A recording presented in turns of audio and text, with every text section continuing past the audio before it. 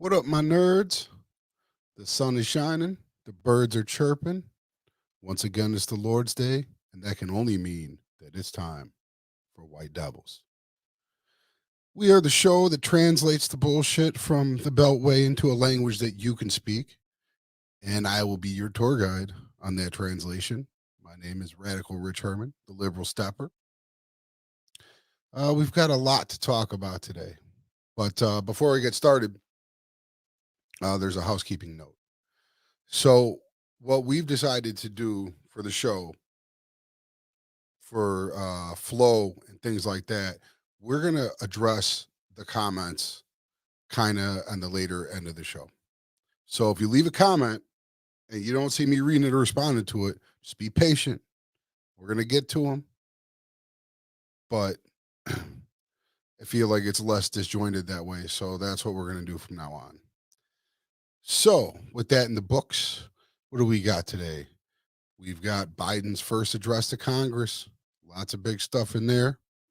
Rudy raided. Man, that's a tough day for the Roodster. um, the controversial Vax Pass. They're talking about it in Chicago. People got a lot to say about it. I've got some things to say about it, and I want to hear what you guys have to say about it. We're going to do a story, an exercise on left versus right equivocation. That will be coming later. James Carville had some interesting quotes about the woke culture. So we will be addressing those and digging into what he had to say. And again, I'll be interested in your guys' thoughts on that. I know I've got some things to say. And we've got black quarterbacks in the NFL. So yeah, that's always a hot topic when anybody touches on it. But first, I want to continue on a story that started last week, and that's the story of Andrew Brown Jr. So when I went on air last week, we didn't know a lot about the Andrew Brown Jr. shooting by police in Elizabeth, North Carolina, Elizabethville, something like that, something to that effect. I wish we had a lot more to talk about, but we still don't know much. They've been withholding the video. They were withholding the video. Finally, they let the family come in to see it. They gave him a 20-second snippet of one body cam when there was like 8 to 12 cops on the scene. And even in that one 20-second snippet, at least from Ben Crump, Bakari Sellers, the other attorneys for the family and the family themselves, they said that he was shot before he had a chance to do anything. Like they just ran up guns blazing. Um, is that true? Is that not true? I can't say. I would like to hear what the police have to say in response to that, but they're not talking. They're not talking. They finally called up the court date earlier this week. It feels like a month ago already, but I'm pretty sure it was Monday. And the local prosecutor fought the release of the video. The judge granted it with conditions. They have to show all the videos to the family in 10 days, but the video cannot be released to the public for 30. So clearly they're trying to calm down the different I don't call them riots. That's such an asshole thing to do. The protests and things that were going on out there. We'll see if it works. I mean, it kind of feels, unfortunately, like the country's moved on already, but it's going to come back up. There's a federal investigation. There's a state investigation now. You've still got all this funny business with the police. They've bungled this. Them and the local DA or state's attorney or whoever they have out there has bungled this at every turn. But we will keep you informed as that develops in time. But we all know that the wheels of justice turn slowly. So we're just going to have to wait it out and see where it goes. Joe Biden had his first address to Congress. Wasn't a full State of the Union deal. Was socially distanced and all that sort of thing. And I'll get to a little bit more of that in a second. But these, you know, it was a very that type of speech. It was had lofty goals, very ambitious, covered the gamut. You got just a little bit of everything going on. Um, and a lot of this stuff we've already heard and discussed and are familiar with. So you know, we'll see. But the one new thing he launched was the American Families Plan. The American Families Plan, which him and Kamala are now on the road promoting, offers 2 years of free community college. Um, it increases Pell Grants. You get 12 weeks of paid leave for workers, child care assistance, expands school and summer meal programs. There's one other thing here. I can't even read what I wrote. Yeah, expand some other stuff. Education, all that sort of thing. It's the focus. Um, and it all sounds very good. You know, I can't say I'm mad at it. But the price tag is another 1.8. So between that and the jobs plan and the infrastructure, um, and plus the COVID, I mean that's 6 trillion already that he wants to spend. And he's got some ideas about how to pay for it. You know, he's talking about raising capital gains tax and maybe the corporate tax. They've been kicking around some ideas, seeing what'll catch. Um, that's still a fight to be fought. We'll see what ends up happening there. But you know, the thing that Joe's been doing, and I'm okay with it, is he's pushing the country forward. These were all issues. All these things have been languishing away for decades. You know, there was this gridlock and not a priority, and the people got left behind. And well, now he's pushing these things forward. But yeah, they're going to cost. You know, they say they're not raising taxes on anybody making less than 400,000. Um, I'm willing to give them that benefit of the doubt till they prove me otherwise. But we will see. But you know, more education is a good thing for this country. You know, the child care assistance is a big deal for working mothers. A big deal. I've got some friends that it's just crucial to, and I know they're not the only ones out there. So we'll see where that goes. I know infrastructure is still up first. So we'll see when they get to this. Hopefully, we'll still have the majority at that time. For anybody that doesn't know, there's only like 3 times in the last 150 years that the party in power hasn't lost the majority of the midterms.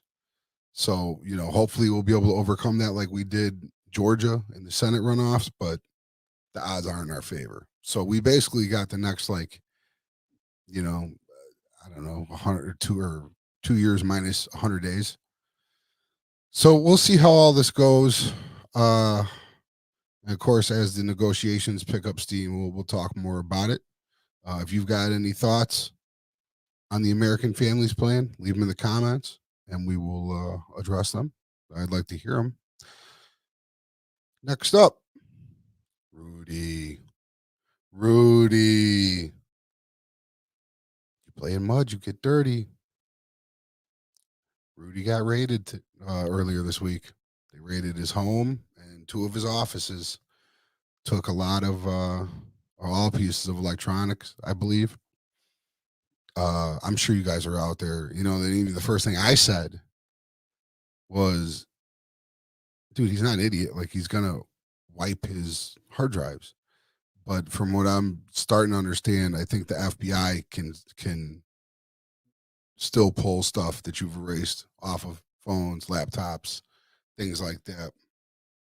Uh, this is the media believes it's in conjunction with the Ukraine investigation. They seized all electronics and then they were looking for communications. They said there was a list of 12 people. I didn't get that full list, but you know, Lev Parnas was on there. Whoever the other asshole from Ukraine was that got indicted with Lev, the president of Ukraine, and there were some other ones. So again, you know, he hasn't been charged, but if you got a warrant, you've got something, and likely that they're going to get more. off of the electronics. Will it lead to Trump or Trump's inner circle? I have no idea. I'm not going to sit here and speculate on that. But it's not looking great for the Roodster. He's in a mite of trouble. He's the council has counsel. God, how far has Rudy fallen? He was America's mayor. He's a guy that brought down the mob, and now he just drips his hair coloring all over his face and looks like a fool. And it looks like he's going to end up going down for Trump. Whether Trump gets indicted or not, this was all, if not at his behest, it was at least to his benefit. So again, it's another thing we just got to keep our eye on as it develops, but not a good look. Not a good look for the Roodster. I don't know why I keep calling him that. So, who got their Vax Pass? Fucking nobody. I already know nobody got the Vax Pass yet. The idea was kicked around this week for Chicago to start a Vax Pass for concerts and games and stuff.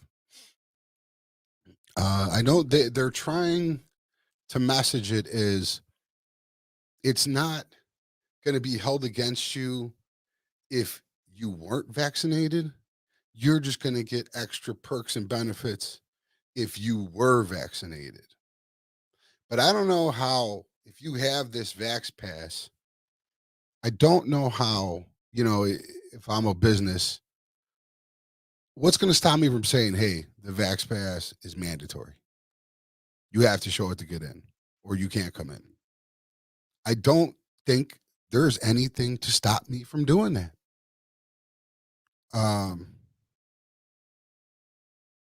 You know, the rights people instantly went ape shit when it came out. Oh, infringing on my rights, telling me how to live my life, my body, my choice. That's what they tell me. And you know what? They're not wrong per se. But I don't care that much anymore, guys. I'm vaccinated. I'm ready to get out and live my life. If you want to if you want to drag this country down, you want to hold this country back. Do you remember a year ago? All the Republicans, herd immunity, herd immunity. Well, guess what? We have to get 70% of our country vaccinated to reach herd immunity. 70%. Do you know where we are right now? 30%. Are we going to get another 40% vaccinated before we get to the stubborn fucks? I don't think so. I don't think we're going to make it. But you know what? That's okay. That's okay. Stay home. Don't be welcome places. If you're going to let society shift away from you and you're going to be stubborn and you're going to confuse your rights for a false sense of entitlement, stay home. Just like you told me when the virus was raging. If you want to be safe, you can stay home. Well, guess what? You can stay home now, motherfuckers. I'm going out. I'm living my life, and I'm not going to die from fucking COVID. Many comorbidities I have. I know we were trying to play nice with these people, but I'm kind of past that point, man. You're just being dicks. All right. I know so many people have got the vaccine. Nobody's getting sick. Nobody's dying. I should say nobody, but no one I know. So if it is happening, it's rare. The more, every day we learn more and more. So I understand why you'd be tentative. I definitely understand the right wing media has sent you the fuck off because they've definitely done that. But we're gonna be okay with or without you. We're getting vaccinated and we're gonna go out and we're gonna live. I'm gonna get my Vax Pass. I'm gonna be welcome everywhere. If you don't want to be there, don't take the vaccine, I guess, or stay in off the beaten path shitholes where they don't check you. Those are going to be your two options. I just wish more of the country would fall in line. I was having a discussion with my friend earlier via text, and he asked me if Joe Biden was banning menthol cigarettes and flavored cigars and shit like that. And I don't know that that's actually getting to a policy position, but I did hear a study bandied about that said that kids are more likely to start smoking menthol and flavored cigarettes and shit like that. So they were thinking about maybe rolling it back or maybe even banning it. Again, I don't think it's going to happen. It doesn't seem to be anybody's priority, but it was mentioned one time. I caught it, the discussion.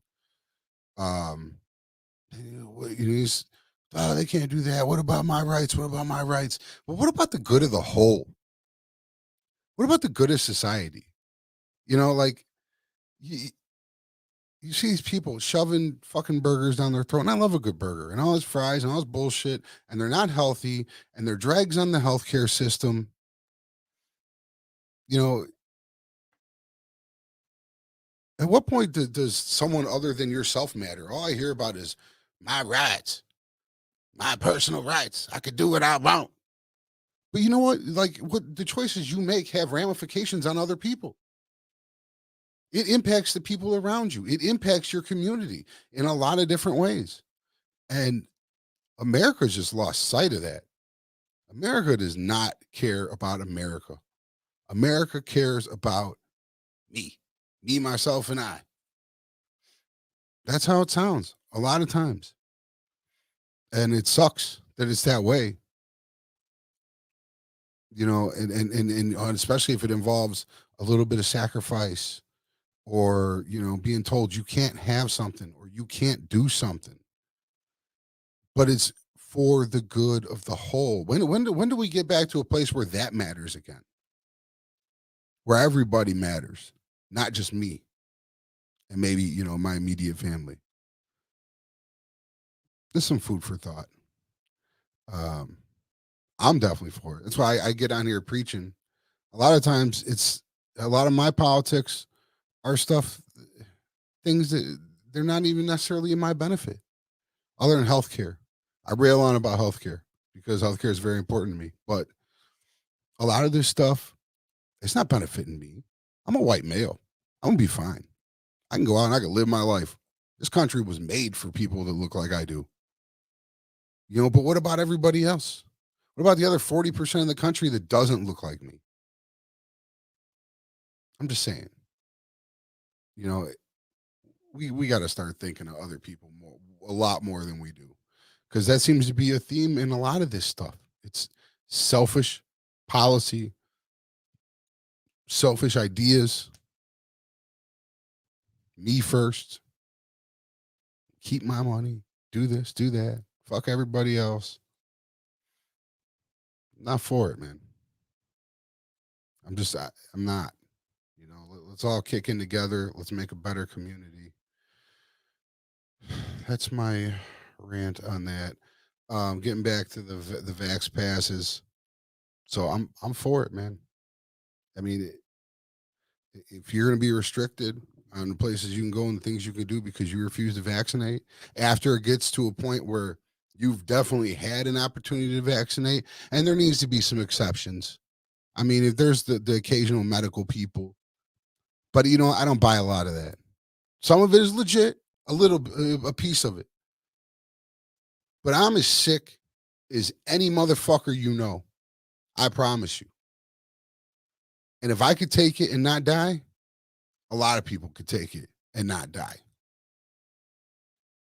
That's my opinion on it. So take the vaccine, get the vax pass, live your life, or how can be outside the club and you can't get in? At any rate, so I'm gonna play a video for you guys. Well, you're gonna hear the audio. That's a beautiful thing about doing a politics show. I don't have to worry about showing you shit because it's all just people talking most of the time. So I'm gonna play this for you, and then we're gonna talk about it. So let me bust this out real fast.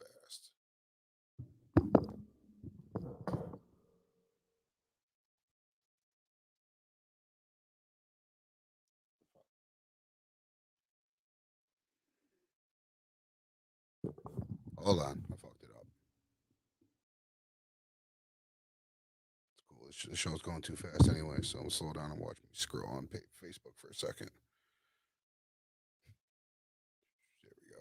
All right. Change goals. That research from 2020 found that cutting back how much red meat people eat would have a drastic impact on harmful greenhouse gas emissions.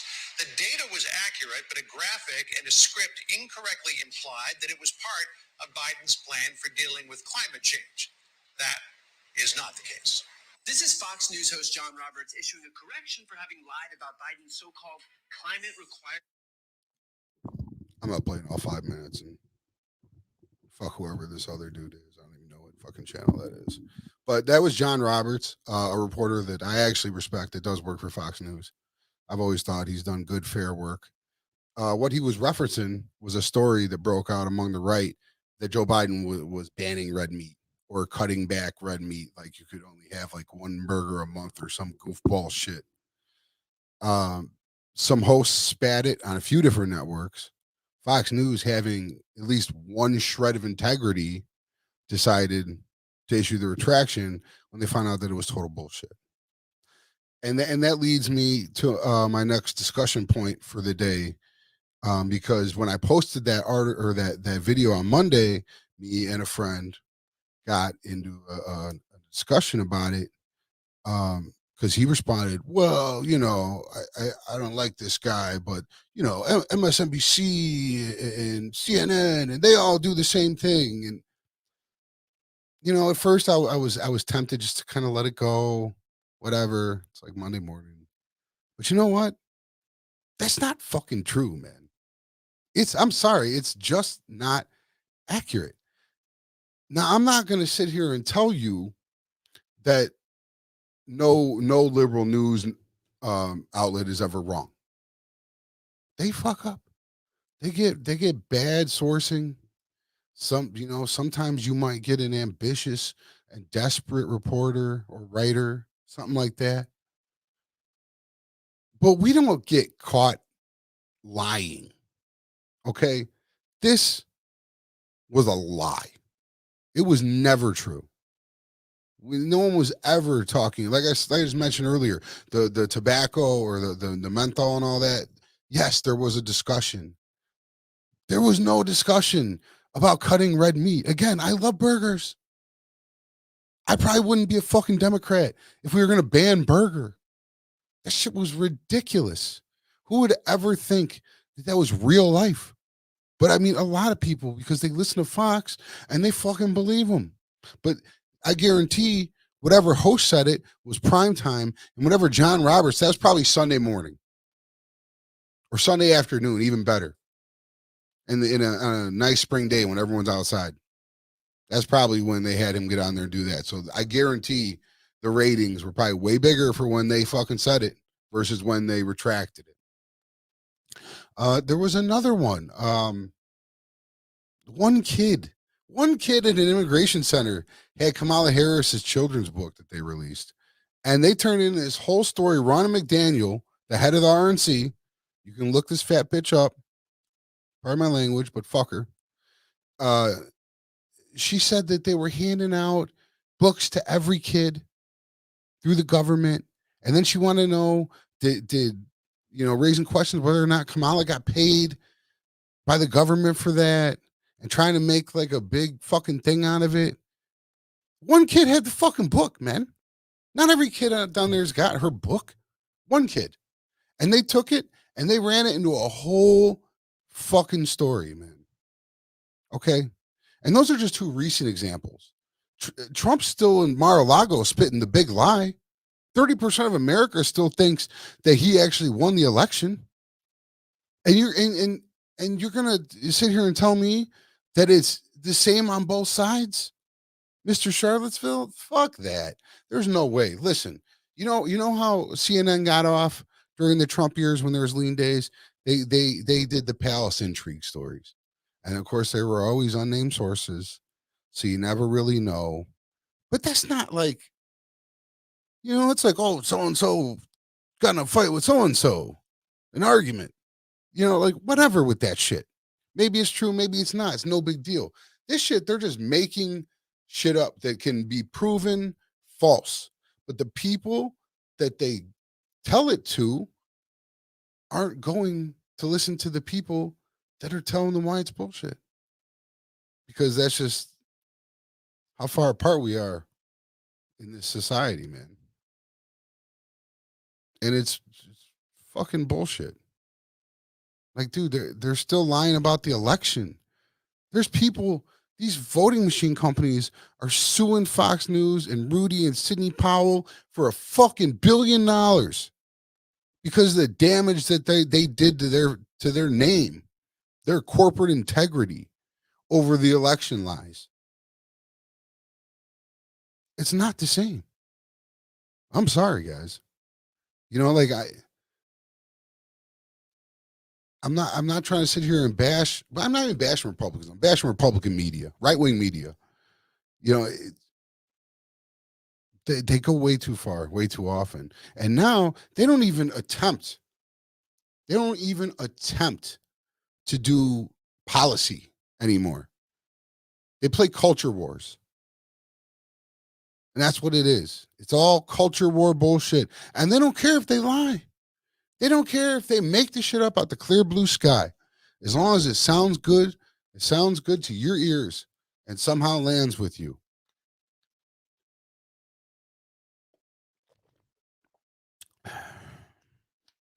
It's unfortunate that it's come to that for the Republicans. But that's where they are. And there's no point in bullshitting around it. You know? Banning your red meat. Taking your guns. They've been doing it in my political lifetime. It started with Obamacare. Obamacare is going to tank the economy. It's going to be ruinous. We're not going to be able to get health care. It's going to overrun the system. None of that shit happened. It's scare tactics. And we use scare tactics too. You know, but it's things that could happen, but won't necessarily happen. Like a lot of Supreme Court issues and things like that. You know, it's like, oh, they're going to repeal fucking whatever I forget the Roe versus Wade or whatever, you know, LGBTQ rights. Maybe, but maybe not. You know, you don't know. But on the other side of it, Kamala Harris definitely does not have a government contract to provide children's books to immigrant children at these detention centers. I shouldn't call them the detention centers because they're not detained, but maybe they are detained. I don't know. Whatever. Call them what you want. The point remains. You know, we're not belligerently making things up. So fuck off. That's all I really have to say about that. If you got any comments, throw them in there. We'll get to them shortly. What's next? James Carville, legendary Democratic strategist, did an interview with Vox's Sean Illing.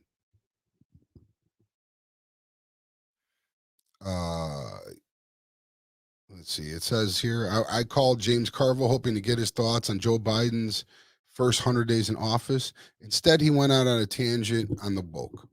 It's basically what happened. Let's see. I'm trying to get some of these quotes out here. Wokeness is a problem, and we all know it. The Democrats are in power now, but they also only nearly defeated Donald Trump, a world historical buffoon. That's funny. They've got a messaging problem. He went on to basically say that the Democrats are scared of the woke culture. No one will say it out loud, but we've got a big woke problem. I've got some things to say about that. But first, I want to play because I first heard this on Michael Smerconi's show. So I want to play a small segment of the show, mainly just the callers that called in to respond to it. So I want to let you know what America is saying, and then I will tell you what the fuck I got to say about it. So hold up. It's not defined, but that would be my hunch. Controlling 52% of Senate seats. Is Carville onto something, ladies and gentlemen? John, you're in Colorado Springs. What are you thinking? And greetings. Hey, greetings, Michael. Happy to be in the middle with you. Thank you. Yeah, I definitely think wokeness has gone way too far, and just distorted American politics. Kind of personal story. My own daughter, who recently graduated college, has called me a sexist and a racist, and is very woke.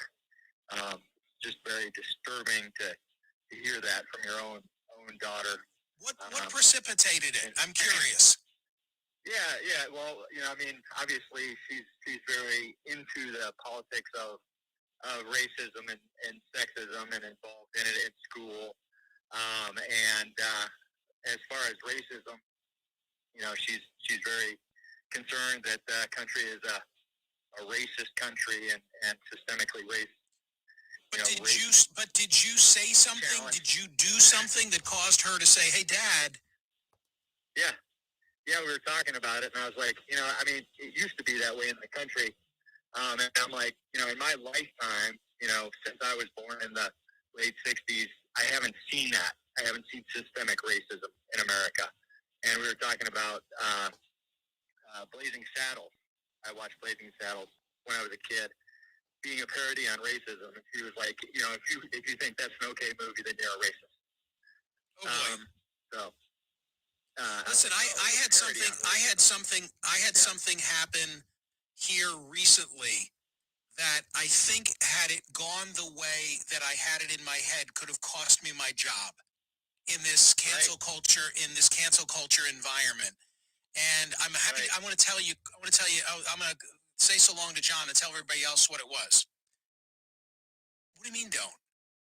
No, I'm going to.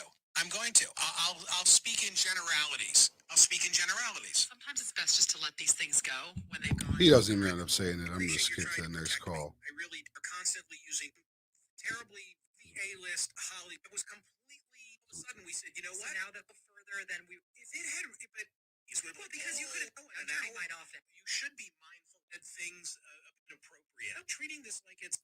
Why you pay me more deference? We are driving moderates, both Democrats and independents, right into the hands of the Republican Party with this wokeness stuff. Right. And it totally discounts anything of personal responsibility. Heaven forbid, say, what Thomas Sowell says, that, one of the problems of poverty in Black America is, illegitimate children and people not graduated from high school. But if you mention that, you'll be attacked as being a racist. The last point I want to make is there are tens and tens of millions of white people that live in poverty in this country, particularly in rural areas. And, they see their jobs disappearing. They see their life being hard. And when they see all of this, benefits going to minorities, and they say, man, we're being left behind, that's why those people are voting Republican. Well, there was a book written after 2016, the election. I cite it often, and the title was The Forgotten. And it wrote about the people you're describing in one particular county in Pennsylvania, happened to be Luzerne, which Trump swung and was a big part of his victory in PA and consequently in the nation. But you see, Jim, to say the things that you are articulating, it's one thing if you say them with the anonymity of calling into a radio program, but for a politician or a person with a profile, nobody wants to have this dialogue for fear that they very quickly get cast as racist, misogynist, some form of ist. So it's far better to just not even have the dialogue. But here's what I think Carville is driving at. Just because this doesn't get discussed publicly doesn't mean people aren't going to walk in 2022 in the midterm, close that curtain, and vote with it in mind. It used to be that Republicans would dig up cultural, wedge it. All right. I could play more, but I think we've all heard enough. Those were two pretty good examples of the rest of the calls that came after that. I just threw my fucking pen, which is fine because I'm about to get all worked up. My first thought was, what the whole fuck? My second thought was, old people, sit the fuck down. Listen, I know that sometimes wokeness goes too far. Okay. And I know that in the atmosphere of cancel culture, sometimes people get over punished. I get that. I don't deny it. I get it. But if you don't think that these are battles that need to be fought, most of them, if you don't think culturally these are battles that need to be fought so we can move forward as a fairer, more equal society, fuck right off. I don't know. I don't even know what to say to you. Listen to some of this shit. Hasn't seen systematic racism since the late 60s. Did you leave Earth? Were you with Buzz Aldrin when you went to the fucking moon and just stayed there? The Blazing Saddles. I'm gonna be honest, I've never watched Blazing Saddles. But what I did watch recently for the first time was The Shining. Why is there a ghost of a British dude talking about the N-word cook? And why is the black dude the one black dude the only guy that gets murdered in the film? It's a fucking horror movie. One guy dies, the black cook. It struck me as racist. Why does he have to be an N-word cook? I don't even want to say the word. It makes me fucking sick. It makes my skin crawl. Even in context, I just don't even want to fucking say it. But why does he have to be that? It fucking put me off. Maybe in the 70s it was cool. Maybe that's how they did it. Guess what? It's 2021. This shit ain't cool no more. And there's a lot of shit that ain't cool no more. And that's the shit that wokeness is sorting out. Again, it does go too far sometimes. But the worst out of those two calls, and really the one point that I wanted you guys to hear, was the guy talking about the poor, unfortunate white people that are jealous of all the benefits that minorities get. Listen, he was right. There are poor fucking white people out there. You get in the Appalachians and some of them southern states, I don't know why they vote red. They don't fucking have anything. They got nothing going on. And life has left them behind. That is a true fucking statement. What the fuck does that have to do with the little bit of benefits minorities get? And to lay it out, like the minorities are getting so much more. The poor minorities are doing so much better than the poor white people. Are you fucking kidding? Are you fucking kidding? These people, and I love Michael Smerconish. If you guys watch this show, you know I rock with him real hard, but I could not disagree with him more on this because he agreed with him, whether it was in that segment or not. I don't, but he kind of agreed with where they were coming from. They sound like out of touch.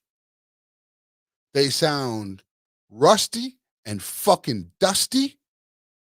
That is everything that America needs to put to bed. That's everything my generation needs to put to bed so we can move forward as a country.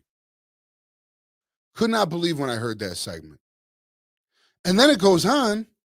There's some prosecutor from Nevada that writes an op-ed in, I think it was the Wall Street Journal, about how he doesn't like to go to Disney World anymore because they have unisex haircuts, the employees, not the costume characters, the regular employees. And they're allowed to show their tattoos, and they all wear like a unisex uniform. And he was so put off by it. He was so put off that they took Trader Sam out of the fucking Jungle Cruise. He's sitting there fucking selling blackheads. And he was so put off by it. We were a Disney family. We're not a Disney family anymore. You can fuck right off, sir. You and everybody that thinks like you need to have a fucking seat in an old folks home somewhere. Go fucking Google up a tea time. Get the fuck out of here and let the business get handled by the responsible young adults. I'm sorry. This shit just got way under my fucking skin. Could not believe it when I heard it. Still can't fucking believe some of it. And it was almost to a call. There was one person who called in and kind of took my position. And I just was amazed. Granted, Sirius XM radio does skew older. It does skew older. So I'm assuming that the most of those people were, 60s, things like that. And they just need to go the fuck away, man. Like, come on. Come on. Jealous of the benefits to minorities. Haven't seen systematic racism since the late 60s. Where the fuck have you been looking, bro? Are you blind?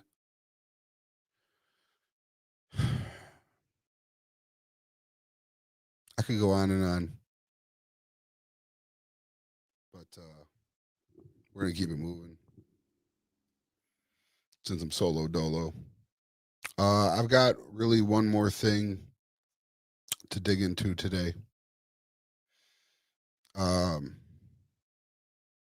Chicago Bears, whom I am a lifelong fan of, drafted quarterback Justin Fields from Ohio State on Thursday. I think he's going to be a good move for us. We traded up 9 spots to get him, so it did cost us an extra one and a couple other lower picks. I'm hoping he'll change our fortunes at quarterback, though, because anyone who knows football knows the Bears haven't had a good quarterback, like fucking ever. Like, you got to go back to Sid Luckman, and that was black and white TV shit. So we drafted him. You're probably asking, why is he talking about this on a political show? So here we go. And you guys tell me what you think about this. I started thinking about why Justin Fields fell to the 11th pick. All right, here's a guy who was 20-2 in college, made the playoffs both years he started. Like 76 touchdowns to 9 interceptions, I think. And he did everything you could ask to do in college. He won a ton of games. He played excellent football. He's a high IQ guy. He's a leader. His diet is 90% plant-based. The other 10% is salmon. He runs a 4.4. He completes 50% of his balls that are 20 yards or more. He's basically done everything you can ask, okay, of a quarterback. He was rated back to 2 years ago as the second highest quarterback rated in this class. Sometimes, it was 1A, 1B with him and Trevor Lawrence, who's supposed to be a generational talent. But the couple weeks leading up to the draft, you start hearing, oh, well, Justin Fields, and I don't know, people are kind of saying he's not this and he's not that.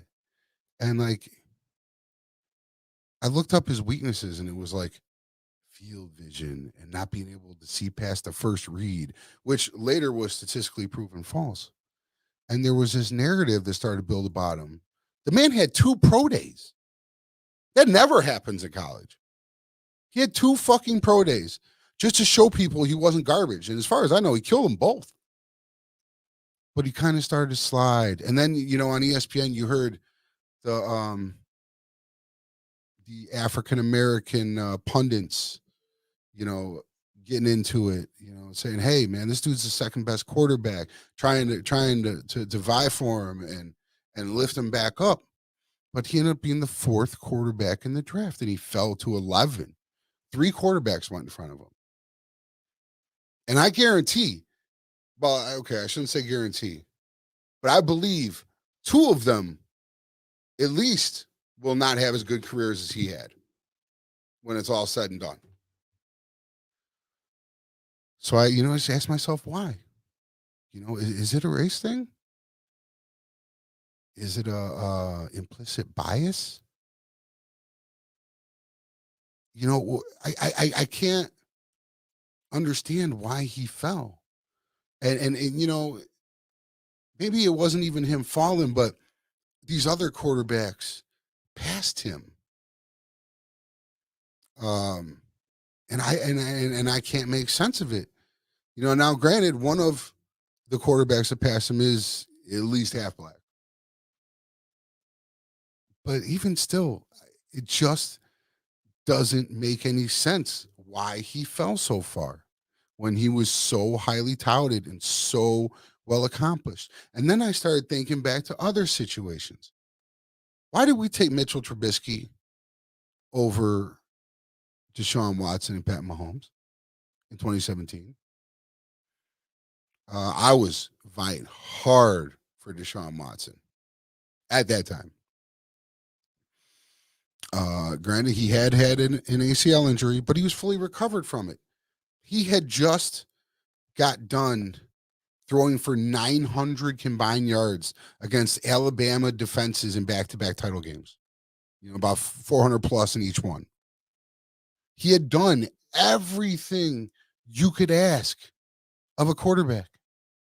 And Mitchell Trubisky, who had 17 career starts, pops up out of nowhere, and he's the guy? Why? Pat Mahomes, I can get a little bit more because I didn't even know who the fuck Pat Mahomes was until the draft. He must have been buried in the Big 12. I still question to this day how nobody saw his arm talent. And you know what? He's half black too. How does arm talent like that end up being the third quarterback off the board? And I understand he didn't win a ton of games. And, the system was one that you would get a lot of yards. But he is the most gifted throwing arm probably that's ever played football. How does nobody recognize that? Well, you know what one person did? Andy Reid did. And he traded up and took him. And the rest is history. But how did everybody else not see it? Ryan Pace, how did you not see it? But even if, Pat Mahomes aside, Deshaun Watson was a stud. And you passed on him for a white boy from UNC that had 17 starts and looked the part, but then he wasn't it. And then I look back even a little bit further. And I remember some unnamed sources shitting on Cam Newton when he was coming out. He can't do this. He can't do that. He's not a leader. He doesn't play with good football IQ. He doesn't really love the game. Shit like that. He didn't fall because of it. He was still the number one pick. But it's like people were trying to sabotage him. Now, I mean, you could say what you want about Cam Newton and his funny hats and dresses he wears sometimes, but the man won an MVP and made it to a Super Bowl. He hadn't had a bad career. And granted, hey, Aaron Rodgers fell to 26. And he's as fucking white as me. So there's other reasons possibly too. Some of it is team needs, some of it is projection. There's other factors in play. But I want to ask: is it racism? Is it implicit bias? Could be. I don't know. I can't say that with any degree of certainty. I don't want to go that far because I do believe that in the NFL to win first above all. There was a time where there were stereotypes about black quarterbacks. I think they've definitely been dispelled at this point. And I would like to think that nobody believes that way anymore. But who knows? Because these are some fucking knuckleheaded ass moves. And they costed people jobs in some cases.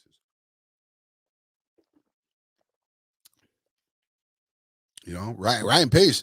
If Ryan Pace and Matt Nagy did not draft Justin Fields this year, they would have been fired this year for drafting Mitchell Trubisky. So I mean, it's costing jobs. So I don't know. I guess it's for you guys to tell me or to ponder on. Um, I don't know. We'll have to talk more about it in the future. That's about all I got. Let's dig into a couple of comments real quick before we take off here. What do we got?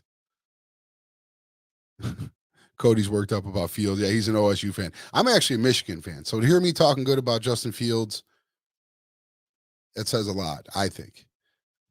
It's the OSU stigma. They haven't produced good NFL QBs in the past. Silly though. There is that stigma, Cody, because they have had a lot of really bad quarterbacks historically. I think Fields is going to break that mold. But I mean, again, we're talking, Zach Wilson from BYU had like barely any starts. Trey Lance, North Dakota State. He was playing against, almost JUCO players pretty much. And he didn't even play last year. So they're looking at a little bit of film from 2019. You know, Justin Fields, here, Trey Lance sat out last year. Justin Fields publicly took the Big Ten to task because he wanted to play. Now, I'm not saying that was a smart decision, but if that doesn't show, his fire to play the game of football, I don't know what is. I agree. He's the most talented quarterback I can remember. Braxton Miller was okay as a weapon, but not as a QB. The rest of them were all just garbage. Troy Smith won a Heisman at least, but whatever. Anywho, this isn't a sports show, so I don't want to dig too much farther than that, but that's just some food for thought. There's a pattern of these guys falling. Is it race related? Is it not? I guess that's up for you guys to say. Hopefully, if it is, we move farther and farther away from it because it ain't right. There's good quarterbacks of the African American persuasion. Um, that's about all I got for you guys today. I'm about to catch a flight and go celebrate May the 4th in California at Disneyland. So may the fourth be with you and the force. That's right. That's how we get down. Everybody have a wonderful day, wonderful week. I will see you all here next Sunday. Signing off. I am Radical Rich Herman, Liberal Stepper. Yo, what happened to peace?